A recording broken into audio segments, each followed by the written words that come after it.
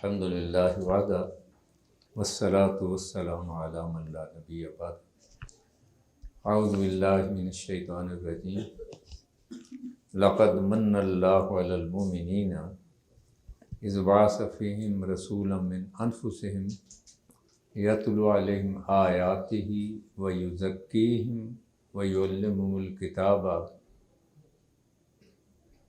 والحکمہ وَإِن كَانُوا مِن قَبْلُ لَفِي ضَلَالٍ مُبِينٍ۔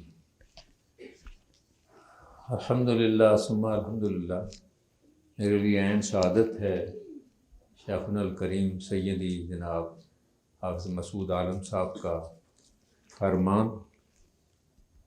ایک طالب علم کی حیثیت سے اپنے آپ کو خطاب کرتے ہوئے جو کچھ ہم نے بزرگوں سے اور اکابرین سے فیض پایا ہے، انتہائی محترم علماء کرام اور زیر تربیت جن کا یہ مشن اب جاری ہونے لگا ہے، اور آپ سب محترم بھائیوں بیٹوں بزرگوں، ابھی آپ نے جو سماعت فرمائی تقریر اور نعت مبارک اور تلاوت کی آیات کی تلاوت، تو یہ اصل اسی طرف رجوع ہے جو ہماری بنیاد کے اندر اللہ رب العزت نے سیدنا محمد الرسول اللہ صلی اللہ علیہ وسلم معلم اعظم کے ذریعے تعلیم، اس کے ساتھ تزکیہ اور پھر تلاوت آیات کے ساتھ تزکیہ اور پھر تعلیم و تربیت، اور اس کا ایک بہترین اس دور کے اندر جو جدید بھی ہے، سائنسی بھی ہے اور نفسیاتی بھی ہے، ان میدانوں کے اندر ہم تبھی سرخرو ہو سکتے ہیں کہ ان کی زبان کے مطابق ان کے سامنے اس دین متین کو پیش کیا جائے، اور آنے والے دور کے اندر یقیناً جس طرح ہمارے بزرگوں کی سرپرستی میں یہ کام چلے گا، تو ایک چھوٹا سا ریفرنس کہ ایک یہودی عالم نے بڑی بڑی 28 جلدیں وراثت کے بارے میں لکھیں، ایسا ہی ایک تربیت یافتہ شاہکار ہمارے سید حافظ مسعود عالم صاحب جیسے بزرگوں کا، تو اس نے اس کو بتایا کہ صرف 28 آیات کے اندر وراثت کے بارے میں قرآن مجید میں اللہ نے بیان فرما دیا ہے۔ ان کا یہ کیسے ہو سکتا ہے؟ میں نے 28 جلدیں اور اتنا طویل دور لگایا ہے۔ جب اس نے وہ آیات سامنے رکھیں تو یہی ایک ٹرننگ پوائنٹ تھا کہ اللہ پاک نے اس کو اسلام کی دولت سے نواز دیا۔ اللہ اکبر کبیرہ۔ کھانا کھانے بیٹھا، جب یہ تربیت یہاں سے ہوتی ہے تو ظاہر ہے کہ اہل کتاب کا کھانا کھایا جاتا ہے۔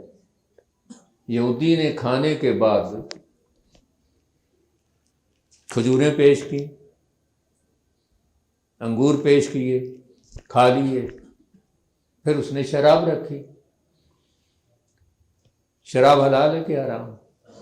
حرام ہے۔ ہمارے لوگ وہاں جا کے اللہ ان کو معاف فرمائے، ہدایت دے اور صالح بنائے، تو مسلمان مومن نے یہ کہا، تربیت یافتہ نے، کہ یہ تو حرام ہے۔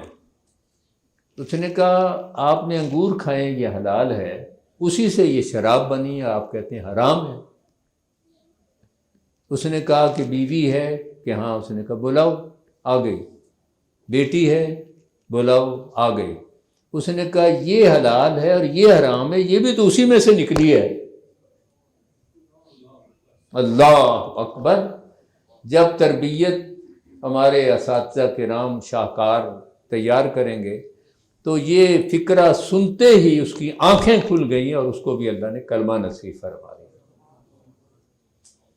تو آیات کی تلاوت، وہ جو آپ کا فرمان ہے کہ ابو ذر اگر تو اونٹنیوں کے والے سے بھی ہے، اور یہ بھی کہ ایک آیت کی تلاوت جس کا معنی ہے کہ اس کو سمجھ کر یقین ایمان کے ساتھ اس کے اوپر عمل کیا جائے، یتلو علیہم آیاتہ ہی، اور اس کے ساتھ تزکیہ نفس جیسے کھیتوں کے اندر نکال کے جھاڑ پھونس ختم کرنے کے بعد پھر آگے نئی فصل کے لیے تیاری ہوتی ہے، تو آیات کے ساتھ جب وہ ایمانی کیفیات طاری ہوتی ہیں، اذا تلیت علیہم آیاتہ زادتہم ایمانا، ایک میٹر ہے ہمارے پاس کہ ایمان بڑھتا ہے۔ اس کا مطلب اگر آیات کی تلاوت نہ ہو تو پھر ایمان گھٹے گا۔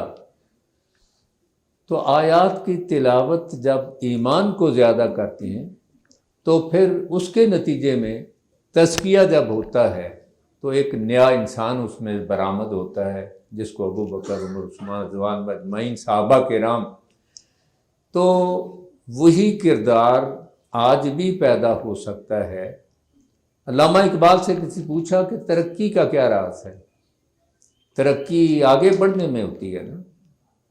تو انہوں نے فرمایا کہ ہماری ترقی پیچھے ہٹنے میں ہے، پیچھے ہٹتے چلے جائیں، اتنا پیچھے ہٹیں کہ 1400 سال پیچھے سیدنا محمد الرسول اللہ صلی اللہ علیہ وسلم کی گود میں بیٹھ جائیں جا کے، تو پھر ہم سب سے بڑے ترقی یافتہ ہو، پھر معراج نصیب ہوتا ہے، اور وہ ہمارا اصل معیار ہے۔ تو یہ تربیت کے شاہکار تبھی بنیں گے جب علماء اپنے عمل کے ساتھ ان کو رول ماڈل دیں گے، اور یقیناً اس کی روشنی میں پھر انقلاب برپا ہوگا۔ اور نحب الانقلاب ولو علینا، کہ ایک آیت اگر تلاوت کرتا ہے اسی کیفیت میں تو 100 رکعات نفل پڑھنے سے افضل ہے۔ یہ آپ سنتے ہیں۔ اب 100 رکعات جو نفل ہوں گے تو ہر رکعت میں فرض کیا ہے؟ تلاوت سورۃ فاتحہ، آیات 7 ہیں، کم سے کم 3 آیات تو اس کے ساتھ سورہ عصر یا سورہ کوثر، زیادہ بھی ہیں۔ تو ہم 3 آیات گن لیتے ہیں، تو ایک رکعت میں کتنی آیات ہوئیں؟ 10 ہوئیں، اور 100 رکعت میں بولیے، شرمانے کی کیا بات ہے؟ 1000 آیات کا پڑھنا، نوافل ادا کرنا، اس کے مقابلے میں ایک آیت تلاوت کے ان معنی میں کہ انسان کے اندر انقلاب برپا ہو جائے، تو اس کو آپ نے ترجیح دی ہے، پریارٹی دی ہے۔ تو مجھے یہی سمجھ آئی ہے ہمارے ماشاءاللہ جناب عبدالعظیم اسد، اللہ ان کی سرپرستیوں میں اور برکتیں عطا فرمائے، کہ یہ صرف پڑھنا پڑھنا پڑھنا ہی نہیں ہوگا، بلکہ پڑھنا، سمجھنا، یقین، ایمان، عمل، اور پھر آگے دوسروں تک پہنچانا، اس لیے کہ وہ رول ماڈل آج اس دور کے اندر ہماری انہی مراکز سے، کیونکہ یہی وہ مسجد نبوی تھی جہاں سے اسلامی فلاحی ریاست کی ابتدا ہوئی، اور ان کے تربیت یافتہ خلفائے راشدین، اور امت کے لیے وہ معلم اعظم کے شاہکار، جس کے بارے میں سن 1935 میں جب الیکشن ہوئے تو کانگریس تھی، وہ جیت گئی۔ اب حکومت بنانی ہوتی ہے، جیسے آج کل جو حکومت چل رہی ہے، پچھلی حکومتیں آتی رہی ہیں، تو جس کو مہاتما کہا جاتا ہے ان کے لفظوں میں، گاندھی، اس نے ان کو کہا کہ میں تمہیں بتا دیتا ہوں کہ تم نے حکومت کس طرح تیار کرنی۔ جی بتائیے، کہنے لگے کہ تم اگر حکومت کامیابی سے کرنا چاہتے ہو تو پھر سیدنا محمد الرسول صلی اللہ علیہ وسلم کے تربیت یافتہ عمر فاروق اعظم رضی اللہ تعالیٰ عنہ کی طرح حکومت کرو۔